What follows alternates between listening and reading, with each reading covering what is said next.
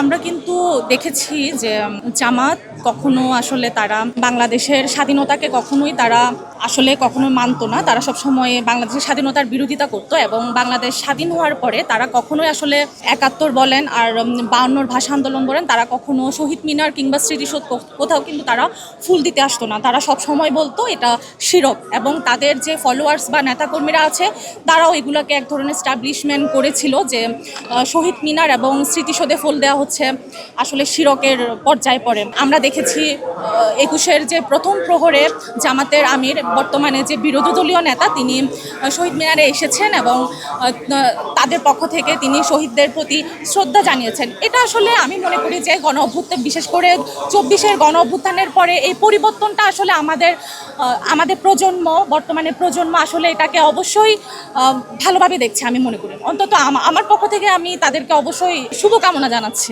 যে তাদের শুভবুদ্ধির উদয় হয়েছে। কালার এক্সপার্ট, জর্জ স্যাপ এবং মাইল্ড অন হ্যান্ডস টেকনোলজি সমৃদ্ধ অরিক্স ক্রিস্টাল ওয়াশ আপনার লন্ড্রি এক্সপার্ট।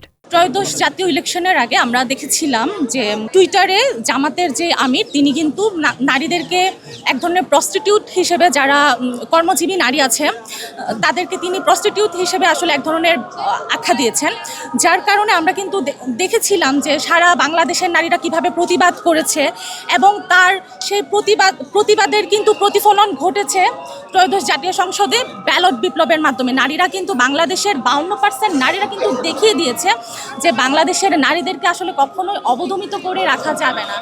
আমরা জামাত সবসময় নারীদেরকে যেভাবে অবদমিত করে রাখার একটা প্রয়াস তারা করে এসেছে, আসলে আমি মনে করি যে একজন যেই উদ্যোক্তা সানবিজ বাই তনির যিনি তিনি যেটা বলেছেন, উনি ওনার জায়গা থেকে হয়তো বা বলেছেন, আমি সেটাকে আসলে তার পক্ষেও বলবো না, তার বিপক্ষেও বলবো না। বাংলাদেশে প্রায় 50টির মতো নৃগোষ্ঠী আছে, তার মধ্যে আসলে বেশিরভাগ নৃগোষ্ঠীর মানুষরা আসলে তাদের ভাষাকে সংরক্ষণ করতে পারছে না। আমরা দীর্ঘ সময় দেখছি যে বর্তমান যে প্রজন্ম তাদের এই ভাষাকে আসলে হারিয়ে ফেলছে।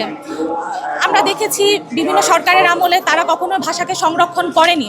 তো আমি একজন চাকমা জাতিগোষ্ঠীর মানুষ হিসেবে আমার প্রত্যাশা থাকবে বর্তমান সরকারের কাছে, যেন বাংলাদেশের যতগুলা ভাষাভাষীর গোষ্ঠী আছে, বিশেষ করে নৃগোষ্ঠীদের ভাষাগুলো যেন সংরক্ষণ করা হয় জাতীয়ভাবে, এবং এগুলোকে যেন আর্কাইভ করে রাখা হয়, মানে আমাদের মাতৃভাষা যেন, কারোর মাতৃভাষা যেন হারিয়ে না যায়।